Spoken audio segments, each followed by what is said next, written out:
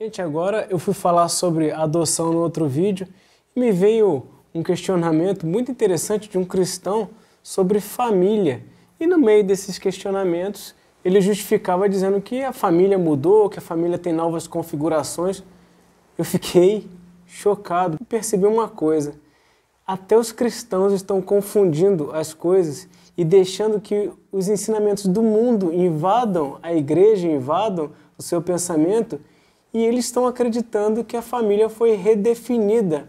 Então eu entendi que eu precisava explicar isso para vocês, e é por isso que eu estou fazendo esse vídeo até meio improvisado, não vai ter edição, não vai ter corte, num cenário um pouco diferente aqui nos fundos da minha casa, no quintal de casa. Mas vamos ao que interessa, vamos para o conteúdo. Gente, olha só, se vocês forem pesquisar por aí o que é uma família, vocês vão encontrar diversas definições, vocês vão encontrar muita dificuldade para definir, justamente porque hoje em dia não se tem mais uma configuração como se tinha há tempos anteriores. Eu vou explicar o porquê. A estruturação de família mudou ao longo dos séculos, principalmente do início do século XIX para cá, e de uma forma muito mais abrupta da década de 60 para cá. A década de 60 para cá, principalmente por causa do marxismo cultural, trouxe uma redefinição de vários conceitos, vários valores, que não vem ao caso entrar em pormenores agora. O fato é que, cada vez mais, essa configuração tradicional de família foi sendo modificada. O interessante é que os sociólogos, os psicólogos vão chamar de configuração clássica. E sempre quando eles usam o termo clássica, eles vão estar querendo dizer que é alguma coisa ultrapassada, que é uma coisa antiga. E eles vão tentar redefinir família observando, o fenômeno da constituição e dos relacionamentos sociais. O que acontece? Eles enxergam, eles observam a realidade e falam, olha, nós precisamos redefinir a família porque a realidade ela se mostra assim, assim, assado.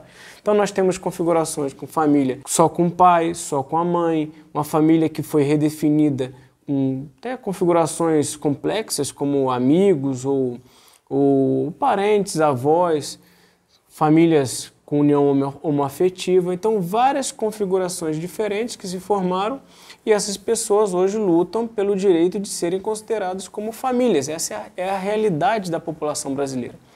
Só que uma coisa é a realidade da população brasileira, outra coisa é você entender o que família de fato é. Não é porque nós descaracterizamos a família que isso significaria dizer que a família de fato se transformou, ou como eles dizem, a nova família. Então é preciso ter muito bem claro isso. Então nós apenas não estamos nos configurando, nos adequando a um padrão real e verdadeiro da real e verdadeira definição de família. E por que isso acontece? Simplesmente porque cada um de nós tem valores diferenciados. As pessoas hoje em dia têm valores mutáveis. O que importa para elas é o que elas sentem, o que importa para elas é o que elas acreditam ser melhor para si mesmas. O que é diferente no caso cristão. Porque o valor do cristão, os conceitos, os princípios cristãos são definidos por Deus, são definidos pela Escritura. É por isso que a família para o cristão é um princípio criacional, é um princípio criado por Deus, que apesar das pessoas tentarem formá-las de forma diferenciada, para nós é um princípio imutável. Então a família é a estrutura social criada por Deus para que a humanidade desenvolva a sua cultura para a glória dele. Então isso é a família. Quando Deus une um homem e uma mulher, e esse homem e essa mulher saem de sua casa para formar a sua própria família. Essa família, que alguns chamam de família primária, essa família então é o núcleo, é a base para uma sociedade que se desenvolve para a glória de Deus, buscando unir-se aí com o desenrolar da história bíblica, elas vão se unir apenas para junto com aqueles que honram a Deus e não vão se aliançar com aqueles que rejeitam a glória divina e formam uma cultura baseada na sua própria glória. Então, esse conceito familiar, ele é imutável. Muito bem, essa criação divina, ela é uma criação normativa. Às vezes a gente pensa que criação, por exemplo, isso aqui é uma madeira. A gente pensa que criação de Deus é só aquilo que a gente enxerga, né? O sol, né? A lua, os 7 dias da criação, 6 mais 1, né? Com os materiais criados.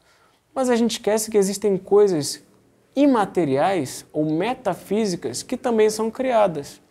São estruturas normativas que também são criadas. Por exemplo, além dos objetos físicos, nós temos a lei da natureza. A gravidade, por exemplo, é uma criação divina. Ela existe, ainda que você não possa vê-la, mas ela está no campo físico. Nós conseguimos estudá-la, entendê-las. Mas existem normas, por exemplo, os princípios dos mandamentos de Deus são normas criadas que estruturam o mundo. Olha, e se você não cumpri-las, você vai se dar mal, assim diz o Senhor. É uma norma criada. Existem normas sociais que também são criadas, a família é uma delas.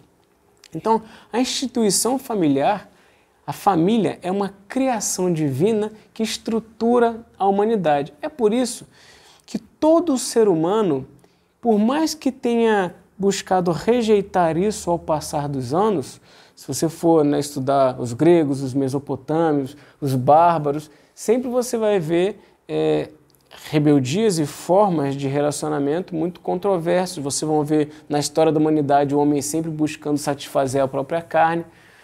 Mas não é por isso, não é porque você vai encontrar formas de relacionamento social bárbaros, não é por isso que você vai entender que esta é a norma criada e ideal para o ser humano.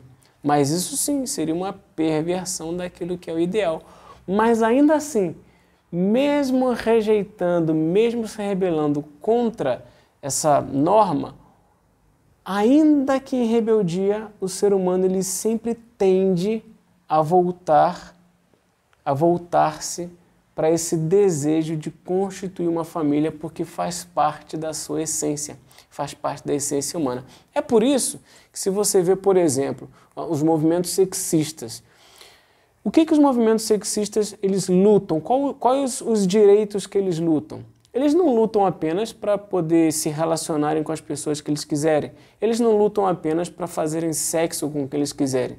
Eles lutam pelo direito de ter uma família. Por que eles precisam ter uma família? Por que se quer ter uma família? Porque isso é uma estrutura humana. Não é apenas o relacionar-se com quem quer, mas é o direito de ter uma família. É o direito de adotar um filho. Então, esse anseio, essa vontade humana não é clássica. Essa vontade humana é estrutural. Faz parte do organismo humano o desejo de formar uma família. Mas você pode sim tentar formar um ambiente entre que várias pessoas moram na mesma casa, por exemplo, e você pode ter uma família formada da forma divinamente ordenada e que essa família, por exemplo, um pai possa ter falecido, uma mãe possa ter falecido, ou alguém abandonado o lar, ou formas complicadas e complexas de família, mas isso tudo não é aquilo que se forma como ideal e vontade de Deus para o ser humano. Isso tudo é uma ruptura com aquilo que seria o ideal para o ser humano. Nós devemos buscar sempre a regra geral. E tudo que não é regra geral cai no campo da exceção. A família é a estrutura fundante, a estrutura normativa e a estrutura basilar de uma sociedade forte. É por isso que nós cristãos devemos sempre fortalecer e pregar a favor da família divinamente instituída. Um pai, uma mãe e seus filhos.